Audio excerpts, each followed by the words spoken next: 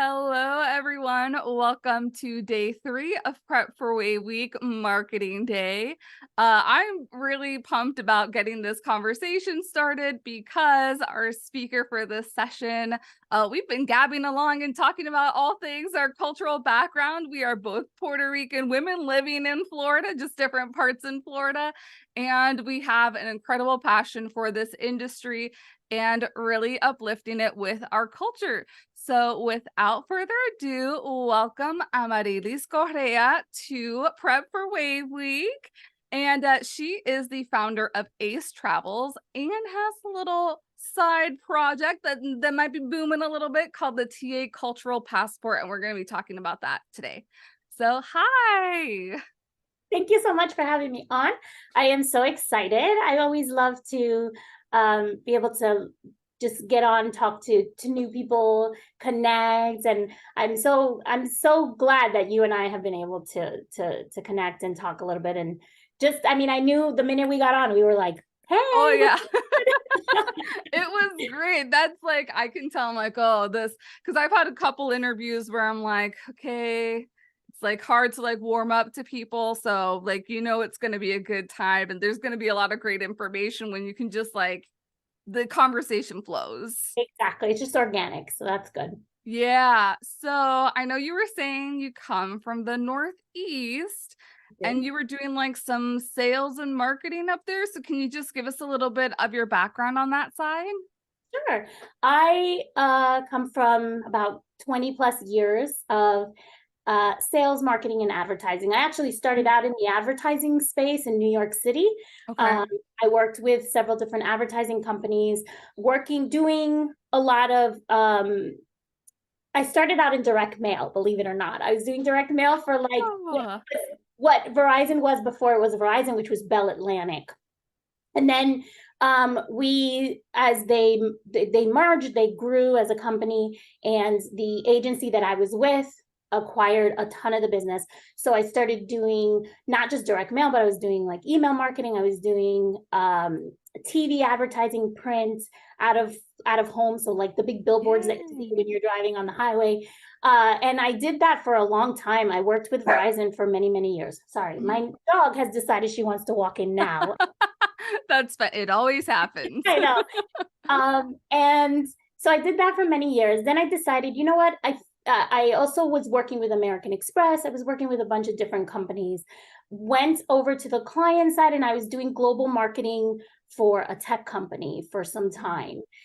So I really wanted. I made the switch over to the client side because in advertising, when you're in advertising, you really only see like a one segment of Right. what the business is doing and how they're running, right? How your client's business is running. And so I went to the client side because I thought, well, if I'm part of a marketing team, now I get to see how that ties into all the other aspects of the business and the other departments. And so in that process, I worked very closely with our sales team. My boss oversaw all of sales and marketing, so I worked very closely with that group as well. Then I had what I call like a little mini midlife crisis. And I was like, I need to contribute to the world in a bigger way. Not sure Uh-huh. how, but I need to do that. And so on a whim, I applied to the Peace Corps and I got in. Oh, And I oh. came back and I decided I'm going to go. I'm going to do this. So I got sent to Madagascar. And I did that for a little while. And then I came back to the States. And I have to say, my experience in Madagascar was enlightening. It changed me in ways I never ever imagined. Hmm. I grew just because I got to know myself more. And while I was in Madagascar, what I was doing was I was teaching fundamental business classes Mm. to local artisans and like women co-op and so forth. And Love so that. it gave me the opportunity to go from like New York City, which is like hustle, hustle, hustle, hustle, hustle. You can get anything you want at any time, to the most rural, one of the most rural places Yeah. in Madagascar, where like I had to learn all about the culture, how to engage, what not to do, what to do, how to speak the language, and so forth. So it was Hmm. very life transforming, I guess, probably the best way to say it. I Yeah. came back Came back. I was in New York for about a year, and then I got offered a position with a company in Mexico City. And they're like, would you consider? I had applied for the job in New York, but they're like, we need someone who speaks Spanish fluently, who has the level of experience that you have. Would you be willing to move to Mexico City? And I was like, sure, why not? At this point, I lived in Madagascar. I think I could do Mexico City, right? So I moved. I love seeing the trend of everything's an M to Madagascar, Mexico City, Miami, Marketing. marketing. So I moved to Mexico City, and I was working there full time and loving it. I seriously was like in heaven. I was like, oh my God, this is like a dream.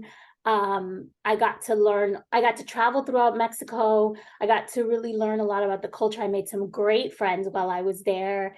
And then unfortunately, I was there for a couple of years and I got sick. And I had some health things that required me to come back to the US because I needed to be here with doctors for it. And so I made the decision to come back, even though I really didn't want to. But my mom was like, there's no way in hell we're staying, you know? You need to come. So I came back, and then I was living in New York and working in New York. And one random day in 2015, I came down to Miami for work, and I met my husband, my now husband. And we it's that's a crazy story in itself, but I met him and we dated. We did the long distances for a couple of years, and then he's like, okay, like, what are we doing here? And I was like, well, I'll move to Miami, why not, right? And then I ended up here. That was 6 years ago that I moved down here. So, and now I'm here. And about 2019, May of 2019, I was still working in tech because at the time I was working remotely. Okay. Company decided to close down our specific division that I was working in. So I was left without a job randomly. And I had said, ironically, like maybe 6 months before, I had said, I'm going to start a travel business. And I started it with the notion of like, I'm going to work full time and then I'm going to get this going. And when this gets going, I'll leave my full time job. Well, God, the universe had a different plan. So in April 2019, my company closes our division and I was left without a job. And I said to my husband, well, I can get another job. He's like, focus on your business, do what you need to do. Like, don't worry about it. I got it. Let's do this. So I'm like, okay. And then a year later, COVID. Yeah. Surprise. Yeah. And here I am. So I tell people, I've been in the business technically for 4 years, but I really feel like I've only been in the business for 2.5 because COVID like shut us down for a while. So I feel you. Yeah. Yeah. So where did kind of this passion for culture come about? Was it like through these like living overseas? it was living overseas. I had already been traveling extensively before I even moved overseas. And one of the things that I always did when I traveled was to find ways to engage with the local people of the country because I felt like it was the fastest and the most interesting way to learn about the culture and their day-to-day experiences. I think living overseas only further enhanced that curiosity. So for me, that's always been a part of my life. I think also growing up, and you could probably relate to this, right? Growing up here in the US in a house that was predominantly Puerto Rican, I felt like I had to straddle two very different cultures. Because people think because you're born and raised here that you automatically just pick up the cultural aspects of where you're living, and you do. I'm not going to say that that doesn't seep into you, but you growing up in a household that's predominantly of one culture, where your parents still very much live that life day to day, and then every day stepping out, going to school in a very different culture, Yeah. it shapes you. It shapes who you are. It really does Right. impact your life as a whole. So I think it's always been something I've been curious about. I've always been very observant and always embraced it. Yeah. Yeah. So how does like kind of like moving from your personal life to professional life, how does culture and the culture and diversity of other countries, how do you prep clients for that necessarily? And also kind of like a pre-question to that. for you, what does culture mean? For me, culture is the essence of a country or of a destination. Mm, It's the personality, right? And mhm, that comes in a lot of different forms. And it changes over time, much like human beings, we evolve over the years, right? mhm, Culture changes generationally. Every little thing, every little thing that happens from one generation to the next, it impacts the culture. And that's mhm. why, it's to me, it's like a slow moving, um it's just a slow moving process. Like, it's not something that happens overnight. For clients, when I'm working with clients, I get all kinds of clients. It's funny because I position myself as somebody who helps clients with culturally immersive experiences. Mhm. It doesn't stop clients who just want to like sit on the beach to reach out to Right. me. And that's okay. I totally respect that. I do think that there is a time and place for that, and it's something that's necessary because people sometimes just need to recharge. Right. Um, I do try to encourage, even in those situations, if they're going to, like, let's just say they're doing like an all-inclusive beach resort, I do try to encourage them to at least include one thing in their itinerary that's going to help them get out and connect with the culture of that Oh, destination. fun. And a lot of it is determined by kind of gauging how adventurous they are and getting a feel for what is it that they like to do, and then trying to Mhm. combine those things and offering an experience that fits their adventure comfort level, but also their personal preferences, right? So for Mhm. me, I have what I call cultural pillars, or those are the things that help to really define a culture. So if I Oh. look at things like language, the religion, the food being a huge part of it, because I mean, these are all intrinsically tied to the development of a culture, but still, food, social values, etiquette, things you should and shouldn't do based on the different, aspects of the culture. Mhm. It's history, obviously, it's art and it's music as well. Those are all big parts of a culture. So if I know I have a client who loves history, who loves art, who loves music, then I might try to find an activity that incorporates those kind of things for them so that they could really be in their comfort zone, but learning something new at the same time, if that makes sense. Yes. No, I love that so much because I think it also speaks to your individual travel business and kind of what sets you apart from other travel business owners is that is I want to say critically important, but I'm like that's just almost like part of your core. Yeah, yeah, it is. It is. And it's something that my clients know me for, right? Like the ones the maybe not the first time they work with me, but my recurring clients, they know that about me, and they'll say, Mhm. hey, it's particular. Like, let's say they're a foodie, they're like, can we do another food tour, or can we do, so it's something that, Oh. as I get to know my clients, I really take time to read between the lines and understand who they are and what they like. And when we do my consultation, I ask a lot of questions to really dig a little deeper. And sometimes they're probably like, what does this have to do with me taking a vacation? but but and I explain it to them. I'm like, part of how I believe that travel should be done in some contexts, and not for everything, Mhm. but is really to go in and learn more about the culture and the destination. And so I will present options to you. You don't have to run with them, but I will present them Right. options. And sometimes, I've had a few clients who are like, no, I don't really want to do anything. But then when they come back, they'll take me up on it. So Yeah.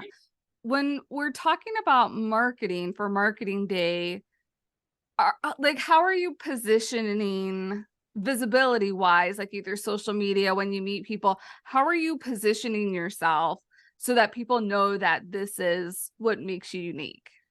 So I will say to people, I have a travel agency, and my travel agency focuses on curating culturally immersive travel experiences for my clients.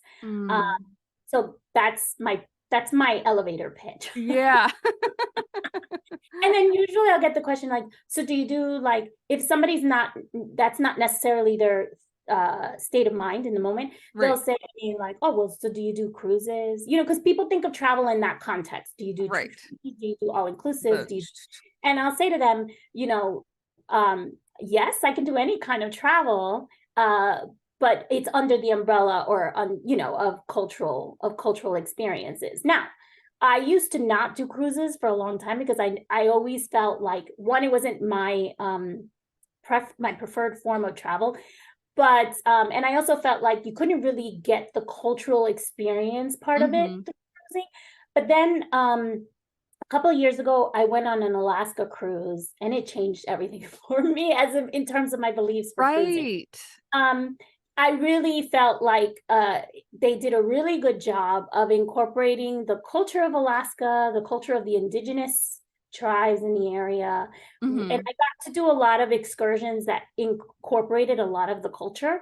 And so that really kind of shifted how I started looking at cruising. And so now I'll do cruising, and I'll go in and I'll specifically look at what activities, onshore activities are offered that could fall in line with the type of travel that I encourage, right? That doesn't mean that clients won't do other kind of excursions like Right. snorkeling, stuff like that. But I really try to encourage more of that.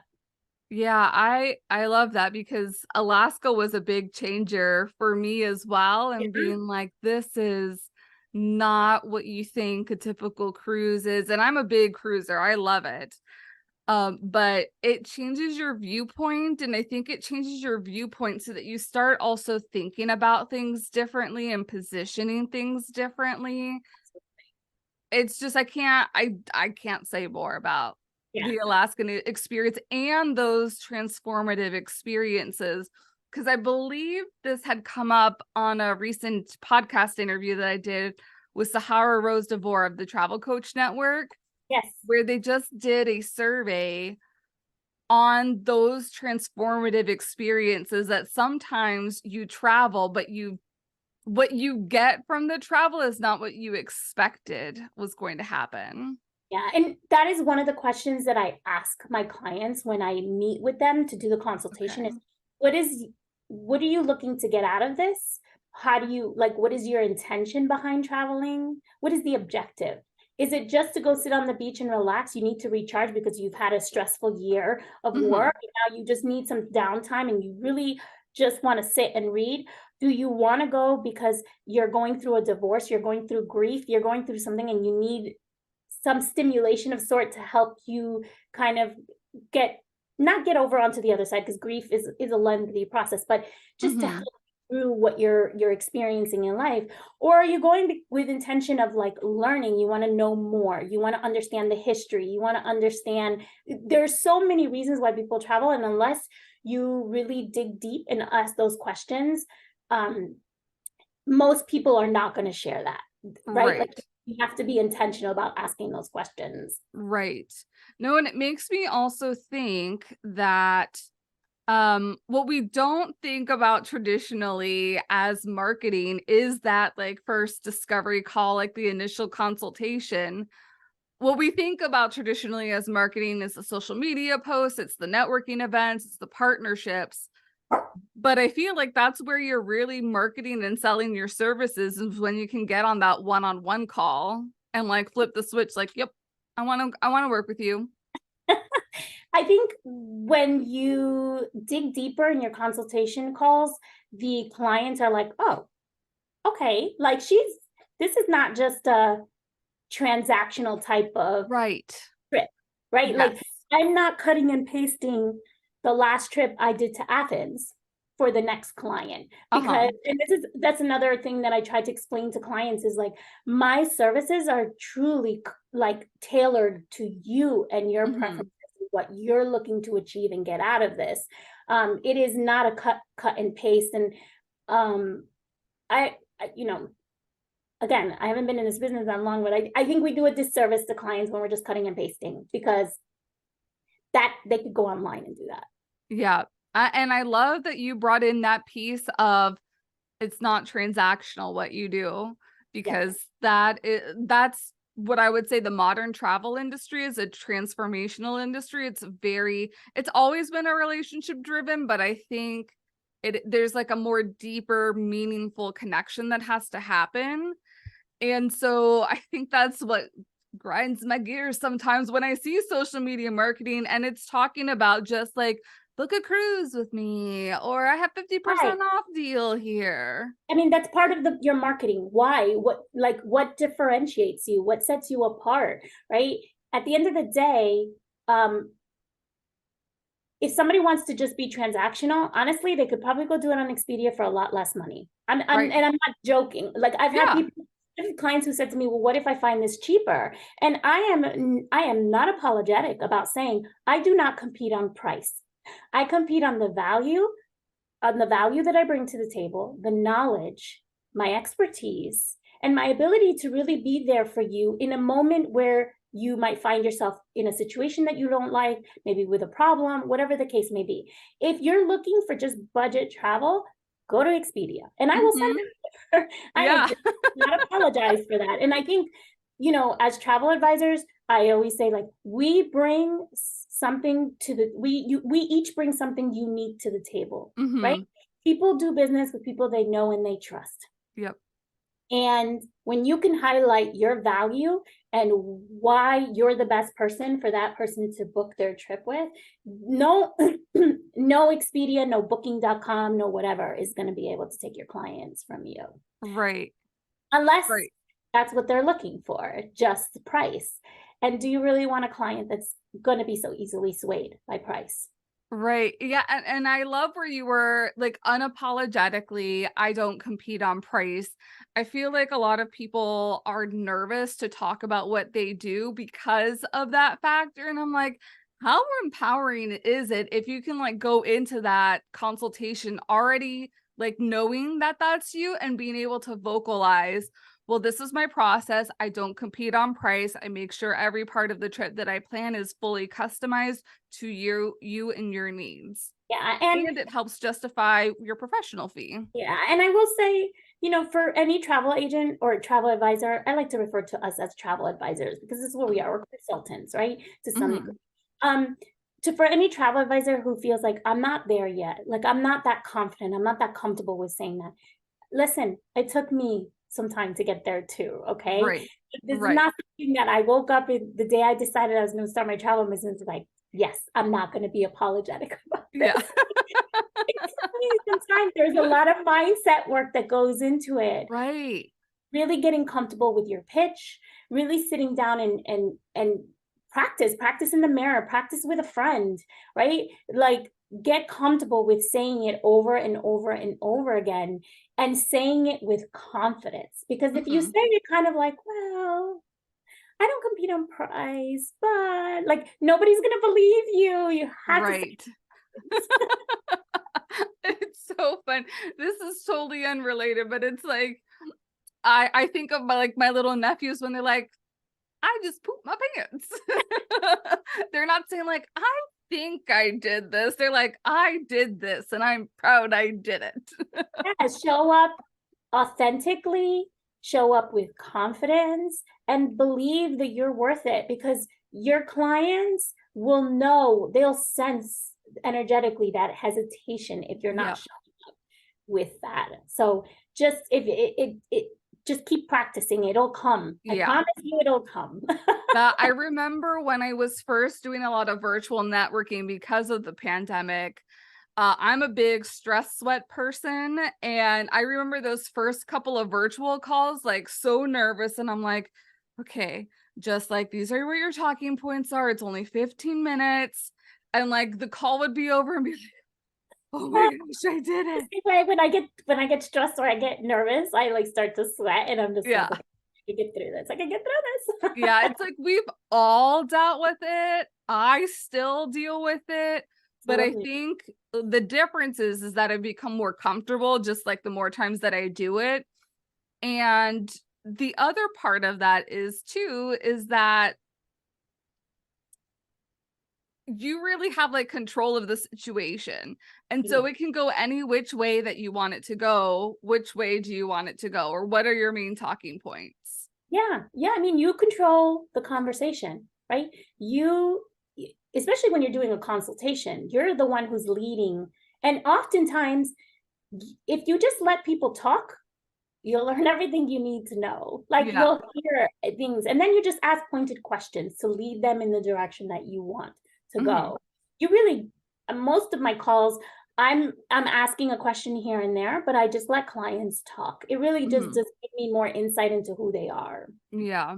Yeah. Now I know we were going to be talking about cultural emails.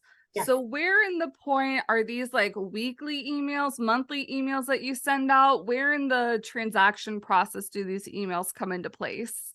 Good question. So I actually, for me, I usually start to send them. So I have a package of about 8 or 9. In some cases 10, depending on the country. Because for some countries, I include an email to talk about how to dress, how to fashionably Um, dress and respect the culture. mhm. So in those cases, I'll have like 10 emails. And so what I do is about 2 weeks out from their trip, I schedule all the emails. I already have them written out for specific destinations. So what I do is I go in and I schedule them so that they're a few days, like they're spread out over the course of the 2 months. And the Okay. client is just getting them gradually as they're leading up on their trip. One, it helps to create excitement for them. Mm-hmm. Two, it provides information that they don't have to go searching for or researching. Right. And well, and third, I mean, I think it helps to cement my expertise as their travel Yeah. advisor. Yeah. Um, and so, and then fourth, I think also a lot of travel agents or travel advisors who I speak to, they're like, I don't know after booking, like how to fill the gap between the time that we finish the whole booking process to when they're traveling, right? Right. And so I kind of feel like this helps to do that as well. It helps to fill that gap and feel like you're giving them information that's Lupin, no, mama, no, come on. Sorry. She's on the TV like animals. I should have turned the TV off. And she's Oh, like, that's funny. she's a chihuahua, but she thinks she's a like chow chow. I don't know. Um, It's a so beauty. thanks. So yeah, I mean, I think this also helps to do that. It helps to kind of, it gives you a sense of like, okay, I'm communicating, but you're giving information that's informative, that's Right. necessary, something that they can walk into that destination with and be like, oh, I read this or I learned this before I came, you know, Mm-hmm. and helps them to at least maybe even spark conversation with locals if possible. So, Yeah, yeah. Well, and that's I think part of what marketing also does is those different aspects. So marketing is supposed to be educating your client, and that's what these, especially if you're focusing more on the cultural aspect and also being a highly curated advisor. I was going to say advisory, but agency is the better word for that. It's empowering to your client, and then yes, it does position you as the expert, which is all everything that marketing is supposed to do for you. exactly, exactly. So, my clients love them. I get comments back all the time like, oh my God, this is great. Thank you for this information. I don't have to go digging for it. And even sometimes clients who are not thinking about those things, Hmm. I'll send them the emails and then they're like, oh, wow, I didn't even consider all of this, you Hmm. know? So it just starts to kind of open their mind and help them really take into account things that they may have not. Yeah. I'm also thinking about kind of like the marketing funnel where you've been able to convert. No, you're fine. I'm gonna turn off the TV because otherwise she's gonna keep going off. Go ahead. I'm That's sorry. funny. No, where you've connected, I mean, you've already met them, so you've connected with them enough that they have decided to convert into a client. I think it kind of like those three last pieces where you connect, you convert, and then you reconnect. Would you say that you have a lot of people because you've gone through this process and send out these like very high touch emails that are also rebooking with you in the future or referring clients to you? I mean, I think that plays a role. I think it's a number of factors. I Mhm. think one, they feel like, oh wow, this person's giving me all this information. I don't have to go looking for it, and I feel like I'm well prepared for this trip. Uh-huh. Then thinking about one client. I have a client who went to the Dominican Republic with, I did her trip for her. And then she referred me to someone else. And in her referral, she was like, you need to do this. You need to do your trip with Amaryllis. She's going to set you up. You're going to learn everything you need to know about the culture, what to do, what not to do, how to, like, she really kind of like went into that. She was like, it's like just an amazing experience, like an amazing Mhm. process. Okay. So yes, I do think that plays a role. Most of my business comes from referrals, and I think it's Mhm. because they feel like they're being taken care of. But then also, I also offer in-destination assistance. So if there's an issue, if there's a concern, if something comes up, I'm always on hand to help Mhm. them. And I think that customer experience, that service, really, plays a role as well. Right, right. Well, if people are curious about these culturally immersive emails, where can they find out more about you and kind of looking into the packages that you have set up? Sure. So I have a website called taculturalpassport.com. It's TA, like travel advisor, culturalpassport.com. You can go there. It'll highlight for you what the emails do, what kind of emails I include. For every country, you're going to get like an intro email. You're going to get, the packet includes an intro email, one about language. If it's a language that's one of the more dominant languages, like Spanish, and please, like, not dominant in the sense of like, but more Yeah. popular language, Uh-huh. like Spanish, French, or Italian. Then I also include a like mini language guide that just has like Fun. popular travel phrases and how to say it phonetically in that language. So that's Ooh. included in there. So then there's another email about religion.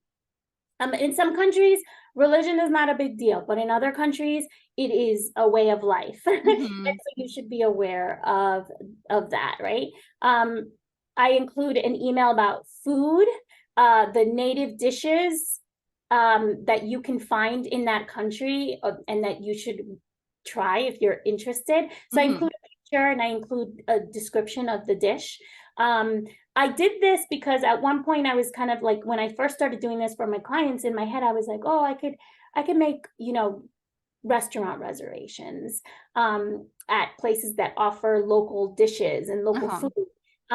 And not that I won't do that now, but with COVID, I kind of felt like some of those places went out of business, and it's hard to stay on top of who's new, what's changing, what's closing, and all this Right. other stuff. So I said, instead of going down that route, what I'm going to do is I am going to give them a PDF that outlines a bunch of different dishes that are native to that country that Nice. really helps them understand the culture a little bit more. And so Mhm. in the PDF, it'll talk about what's in the dish, how it's tied to the culture, and what time of the year they might eat the dish. If it's something like, you think about like Puerto Rico, there's specific dishes that you have during the holiday season, Oh, right? That you yeah. might not be eating during other times of the year. So that kind of information as well. And then I recently added on the advice of someone. I added, this is not specific to culture, but it is important to know, is the tipping culture. Like, what is the normal tipping Right. protocol, right? So Whether it be different. whether it be for restaurants or taxis or tour guides, whatever the case may be. You go to a place like Japan, where it's almost insulting to tip, right? Compared to another country where it's expected that you tip. Um, Exactly. so like here in the US, it's expected that you tip, right? Like if you go Mhm. out. So then followed by that, from that email, is one on social etiquette and values. So I'll cover things like, um, for instance, in Paris, if you go, it's expected that if you walk into a place, you say bonjour, you say hello. They Right. That they can take make or that break your experience. exactly. Those are like things that you should be aware of before Yeah. you travel somewhere. Um, there are certain countries where personal space is more valued than in other places where personal space is not a big deal. People will stand within, like, what, as Americans, we have this idea, whether it's not like specific, but there's an idea about what personal space needs to look like. There's other Mhm. countries, not the case. So Right. if you understand that, it helps to avoid you being frustrated or being annoyed because someone's standing too close to Right. you or Right. people standing too close to you. So it covers like those type of things. And then I have another email that speaks to the history, the art, and the music of Mm, that destination. And then I have another email, again, not culturally tied, but I think something that in our digital age we should be aware of are apps that you might want to download that could help your experience in that yeah. country. And then last but not least, I have an email that covers like practical tips, like things like, hey, when you go to Mexico, the M on the door is not for men, it's for women, because in Spanish, the word for women is mujeres. Like things like that, that somebody who's never been might not be aware of, That's right? that's interesting too, because I was like, but I thought it was damas. Well, it could be damas, but in some cases it's mujeres, right? Like Yeah. the word starts with the M, so you see it. We're used to M for men. That's where and some places just have a little picture, so you kind of know, but still, Yeah. um, it's just to have it as something to think about, or things like I'm trying to think what else, like hey, when you go to Europe, make sure that you claim your VAT taxes, right? Like that you claim your taxes so you Mhm. get that money back. It's just like Mhm. practical tips like that. And then, like I said, for certain countries, I also have an email that highlights how to dress to respect the culture. But Right. for that, you can still be fashionable. You can still feel like you're expressing who you are, but you're still respecting the culture. Yeah. So, I love so that's that. why I said they're between 9 and 10 emails in each package. Mhm. So I cover that in the website. And then I think I have about 30 destinations right now. I'm adding to them regularly. They do take a really long time to do because I haven't been everywhere. And so there's a lot of research that comes. I want to make sure I'm giving accurate information. Um, Right. the one thing I do say is if you purchase the package, just know that anytime I update it, if I add a new email or if I add new information, I will always send you the updated package so that you have it. Um, Nice. the package comes with Word documents, which if you wanted to just take the Word document and put it in an email and send it out, you can do that. But I also give you templates in Canva and templates in what's called Google Yeah. Workspace. So you can, I include videos on how you can rebrand them for your agency with your logo and your colors, and then how to set them up and schedule them for your clients. So I Nice. walk through all of that as well.